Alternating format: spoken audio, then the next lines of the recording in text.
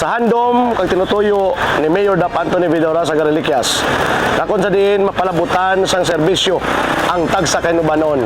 Sa iyang handom kag tinutuyo mga kapartner to bring the social services closer to the people. Executive Order number 1, Dial Dap Command Center.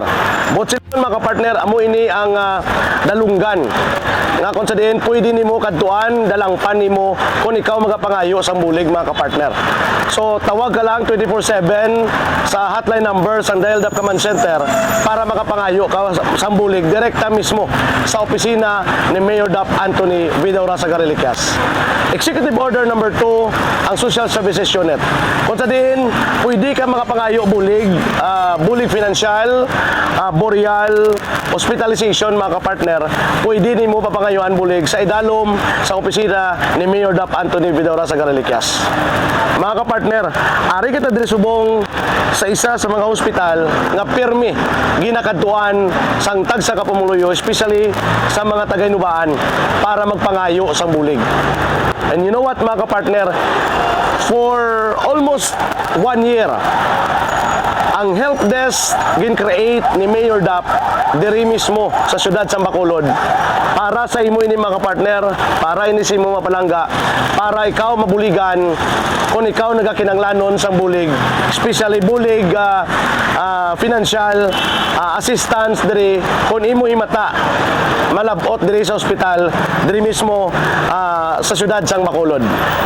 May duwa ka persona nga gin-provide si Mayor Dap Anthony Vidora sa Gareliquias. Sa persona ni Mr. Armin Dicina kag ni Jennifer Cordero. Sila ni mga partner ang butang diri ni Mayor para ikaw ka-partner. Kung mangayo ka sa bulig, sila mismo mag-a-assist sa imo. Sila magaparik-parik kadto sa mga pwede naton kadtuan nga pangayuan financial assistance or other means nga kung sa diin mapapihan-pihan ang imong kabugat tungod kay may na ospital sa imong ngay mata. Ang pinaka nami pag mga partner ang latest lang gid si Mayor Dap nag-provide pagid subong sang dalangpan no ng shelter nga kung sa diin pwede matinian sang mga watchers nga upod sang pasyente diriya sa Bacolod. Kaga ang kanami pagid kaging providean pagid sa pagkaon nga kung sa diin ma-provide masapin-sapin sa mga watchers o sa mga mata nga nagaupod diri sa pasyente diri mismo sa siyudad sa Bacolod. Mga partner, ari tanaw naton ang mga steps or mga ginahimo nila nga mga proseso para lang mabuligan ka mga partner.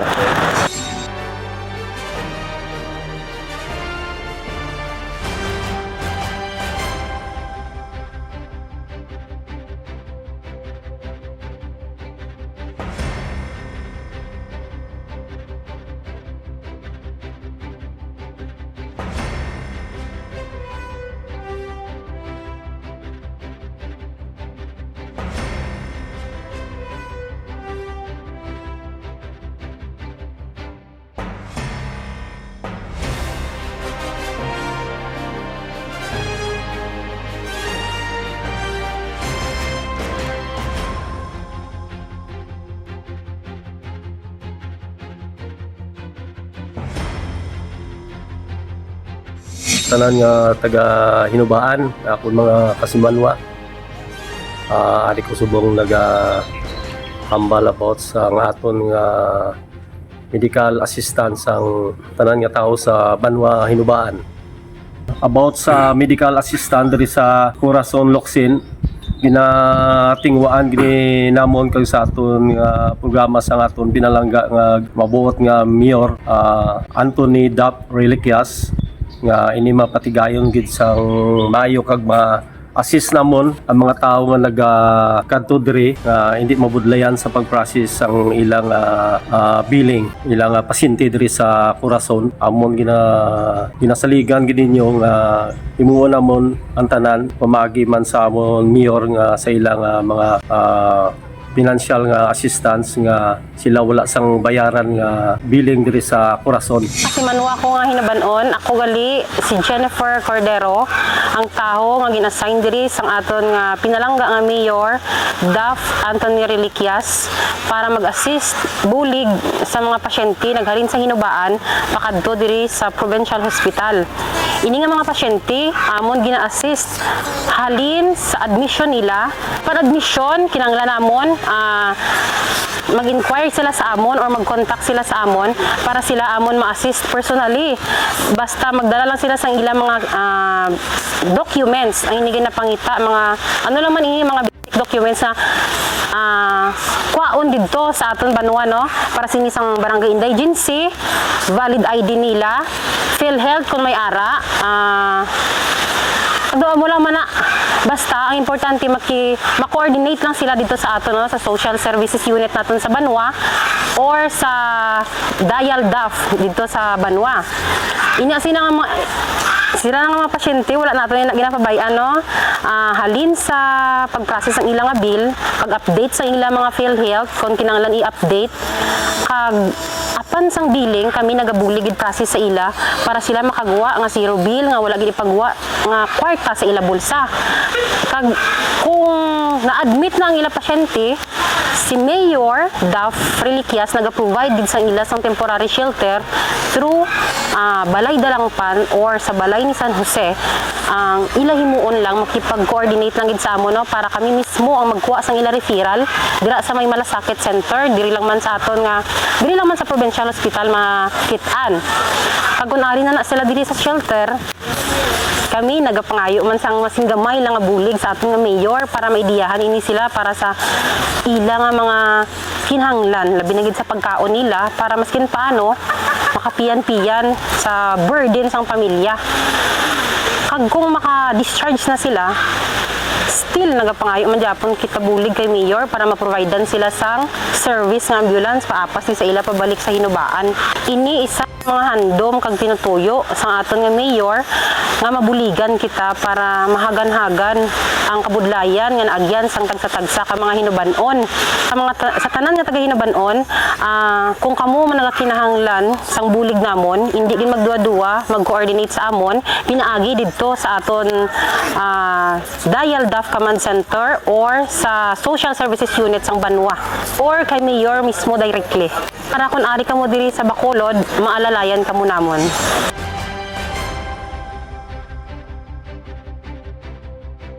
Mayong hapon sa tanan, mga taga-hinubaan nga mga kauturan ni Mayor Duff.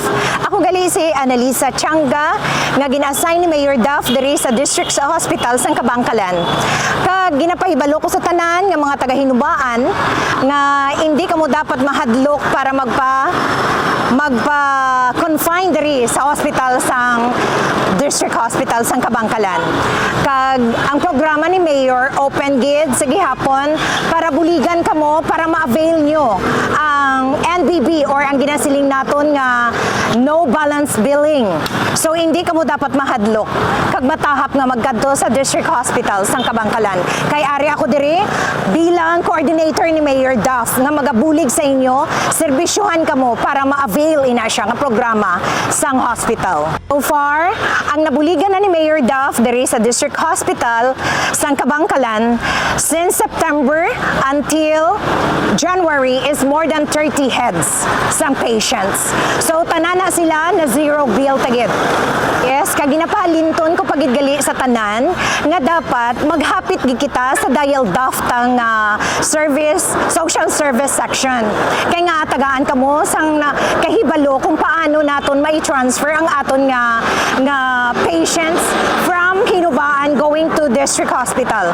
Kag ginapahibalo ko man sa tanan nga antes kamo magsulod diri sa Kabangkalan District Hospital, dapat may indigency na kita nga ginabit-bit halin sa aton barangay kag amuman ang aton nga valid IDs, ang aton nga birth certificate.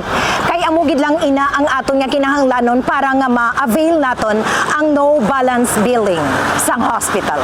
Madamo gid nga salamat sa aton Mayor Duff sang hinubaan. 1 Hinuban. Right mga kapartner, no, ari kita diri subong sa balay ni San Jose kung sa din diri magastay ang mga watchers or mga himata no sang may mga pasyente sa ospital, especially diri sa ospital sa siyudad sa Bacolod. Kag amo na di mga kapartner ang ginatinira nila kag diri nagapalabot sa mga food assistance ang aton pilangga nga Mayor Dap Anthony Vidora sa Gareliquias. So mga kapartner, aton gitandaan hindi kita magkahuya kung gakinanglan kita sa bulig, handa ang Dial Dap Command Center nga mamati sa inyo, handa ang Social Services Unit nga magpalabot sang bulig sa inyo, handa si Mayor Dap magpalabot sang bulig sa inyo once nga nagpalapit kamo siya kag mangayo kamo sa bulig. Kaya mo ginang handom kag natuyo ni Mayor Dap Anthony Vidora sa Gareliquias to bring the social services closer to the people kag ipalabot sa ogsaran sa ang tagsagidya ka mga tao ang bulig sang banwa sang inubaan. So sige hapon, padayon kita sa pag-follow, like and share sa official Facebook page ni Mayor Dap Anthony Vidora sa Gareliquias. It's Mayor Dap V. Reliquias. Kag sige hapon mga kapartner, ini ang aton nga Reporters Chronicle. Ini si kapartner Kenneth Perez, 1 Hinuban.